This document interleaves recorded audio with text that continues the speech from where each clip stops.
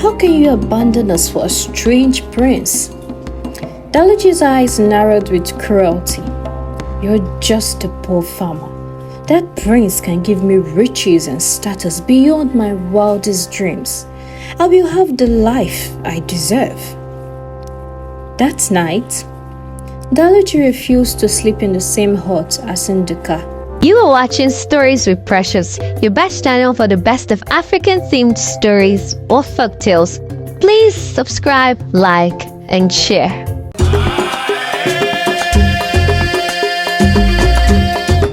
Once upon a time, in a small village called Igotu, there lived a kind-hearted farmer named Nduka and his beautiful wife, Dalachi. Though they were poor, they were happy together and deeply in love. Nduka worked very hard every day on his small farm, growing yams, cassava and vegetables to feed his family.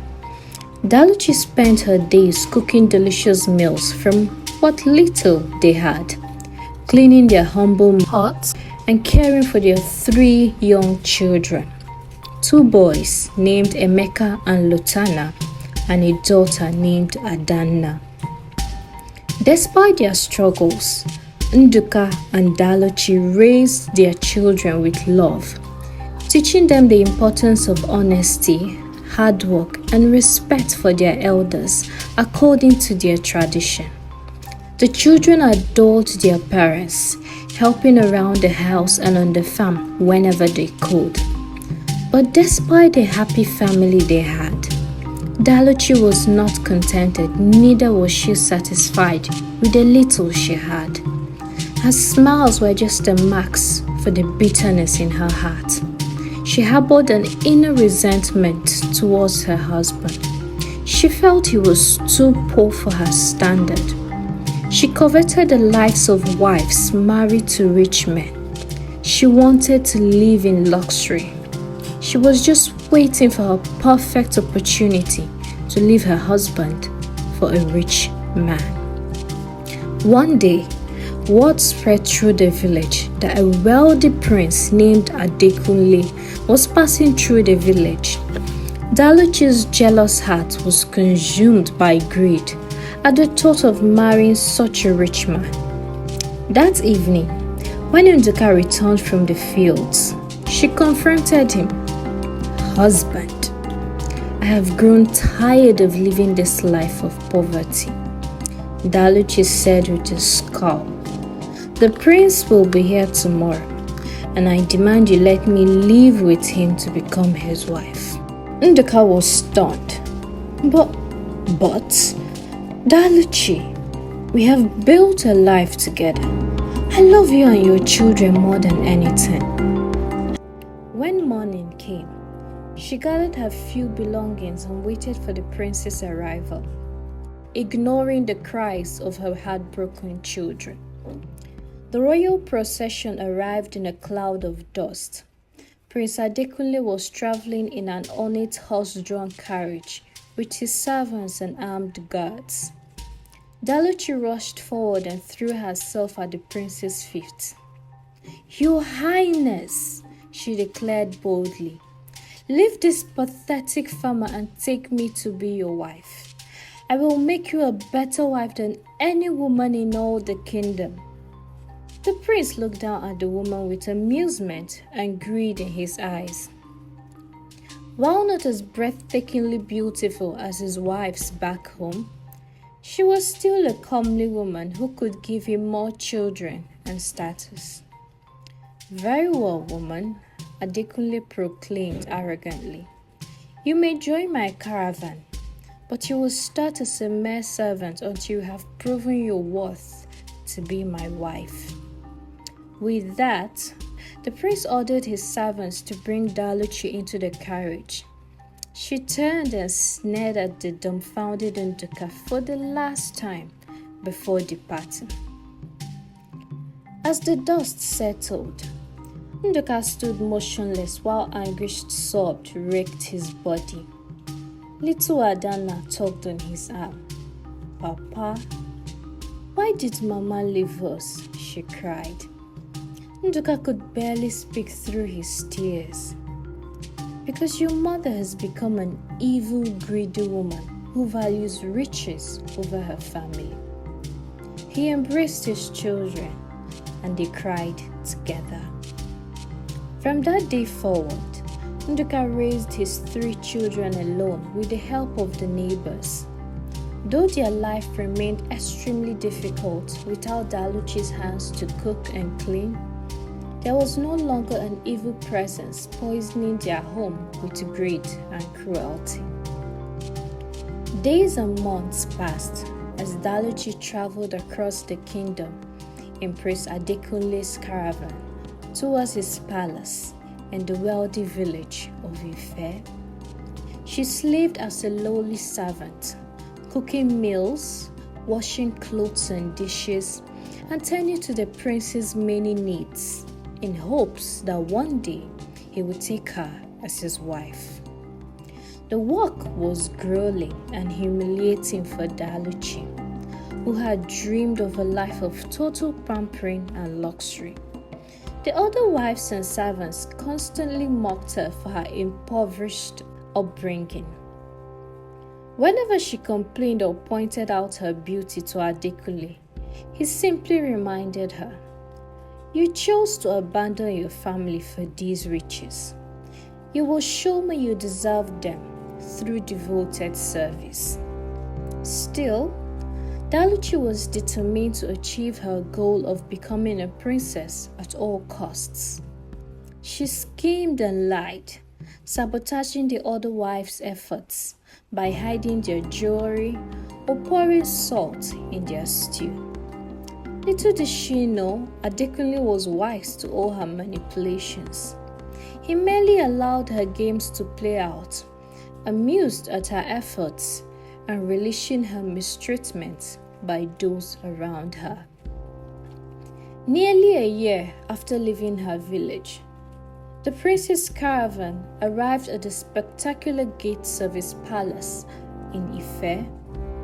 Daluchi was shocked by the sheer size of the palace grounds, with its high walls, watchtowers, and intimidating guards.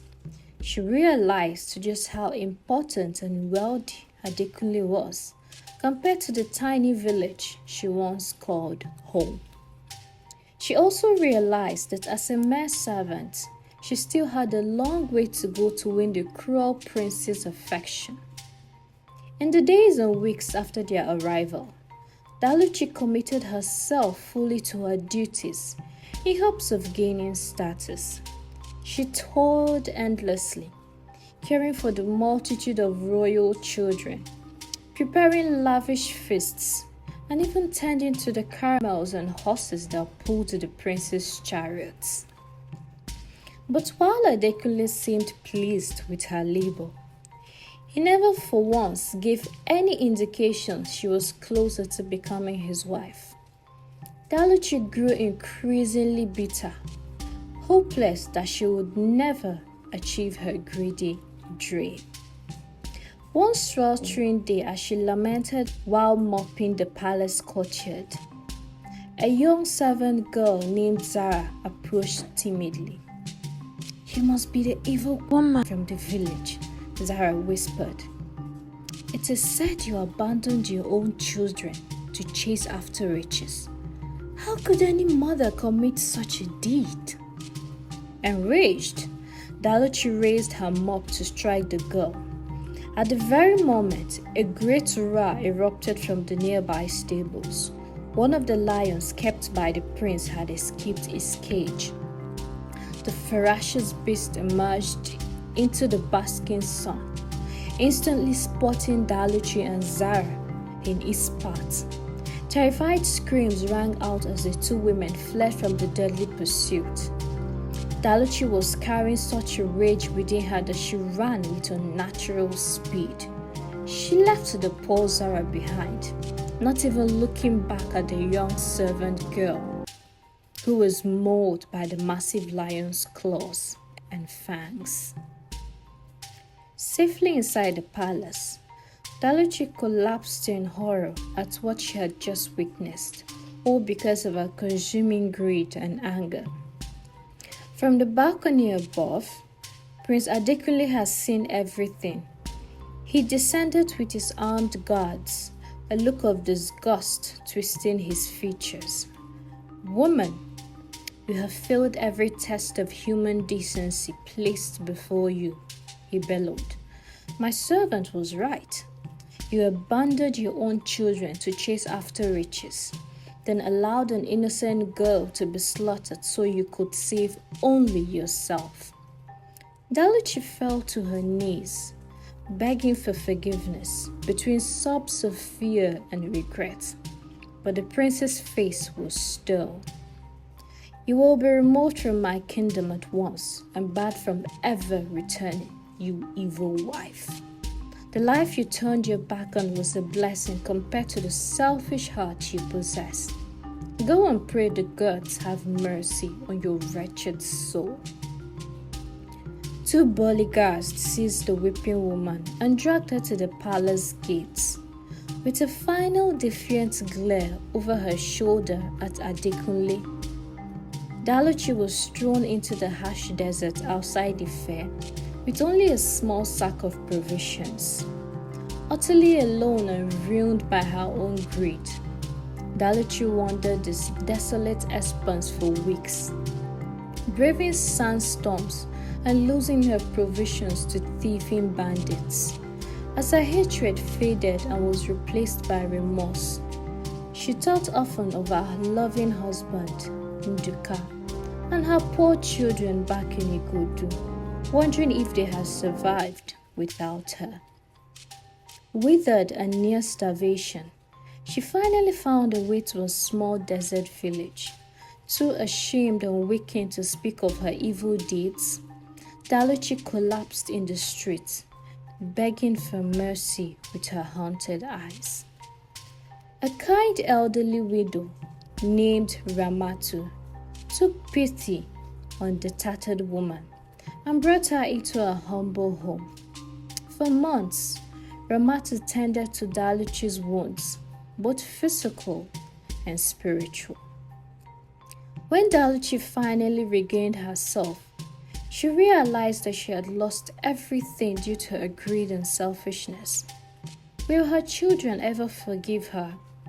Or will her husband ever take her back as his wife? Too ashamed to go back to the family she had deeply hurt, Daluchi decided to spend her days with the elderly woman who had shown her kindness, helping the old widow in different ways she can. Daluchi lived each day in regret, harboring her wicked deed in her hollow heart, too ashamed to tell the story of how she had abandoned the family that had cherished her. Maybe one day she will find the courage to face the family she had treated wickedly, or maybe not. Stories with Precious, your best channel for the best of African-themed stories or folktales. Please subscribe, like, and share.